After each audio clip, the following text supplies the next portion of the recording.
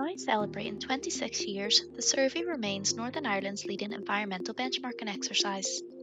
This year, participation rose by over 9% from 2023, with 132 organisations involved, including 16 businesses with fewer than 25 staff members as part of the Small Business Survey. 16 organisations demonstrated leadership by encouraging another business to participate in the survey.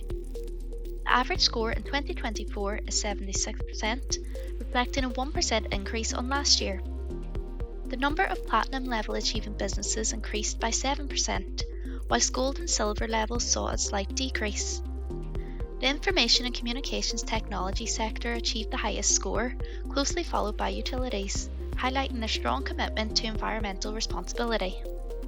71% of companies told us that they measure and report on at least one of the scopes of carbon emissions. It's very encouraging that 69% of organisations are measuring their indirect Scope 3 emissions, and 38% of these are publicly reporting these Scope 3 emissions. 54% of companies also have targets in place to reduce their Scope 3 emissions. An increase in the likelihood of extreme weather events due to climate change and to shifts in policies and regulations pose significant challenges to operations, supply chains, and long-term financial stability. With this in mind, it was encouraging to see that 89% of participants have identified significant risks and have planned action to mitigate these, with 55% of these mitigation plans approved at a senior level and implemented fully into the company.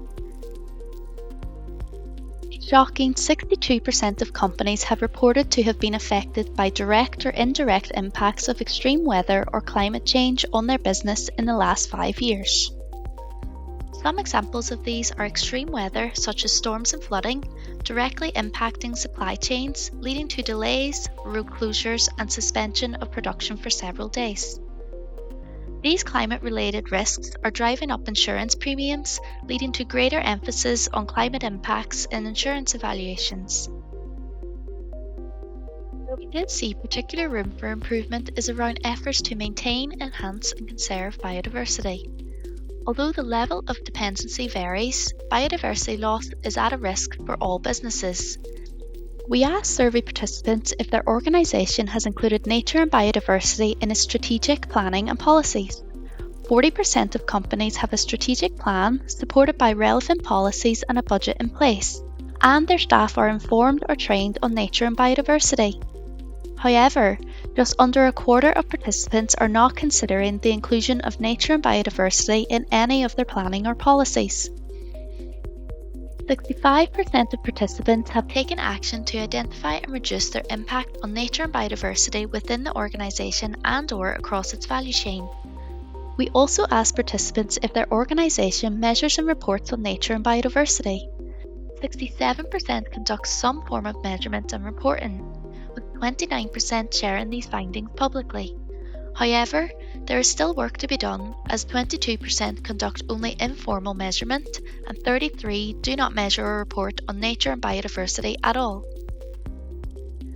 Climate Action Pledge is a public commitment by an organisation to reduce its absolute Scope 1 and Scope 2 greenhouse gas emissions by either 30% or 50% by 2030, and to work towards measuring and reporting Scope 3 greenhouse gas emissions.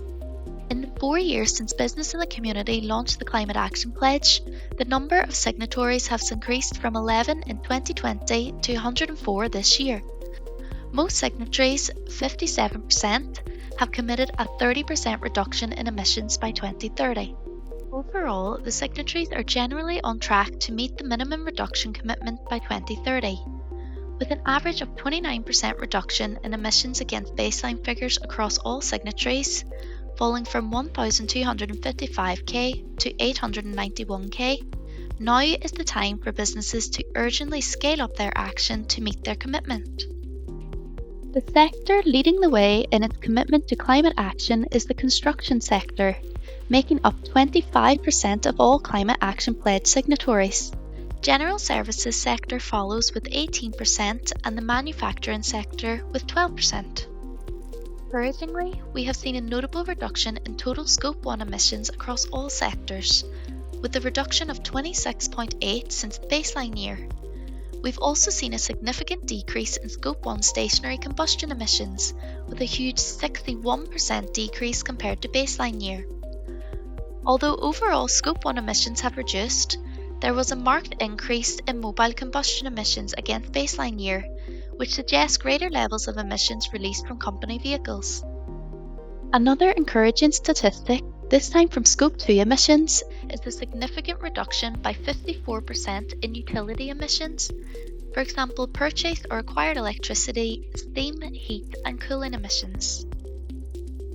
For more insights, trends and findings from the Climate Action Pledge and Northern Ireland Environmental Benchmarking Survey reports, visit www.bitcni.org.uk/NIEBS to download the full 2024 reports.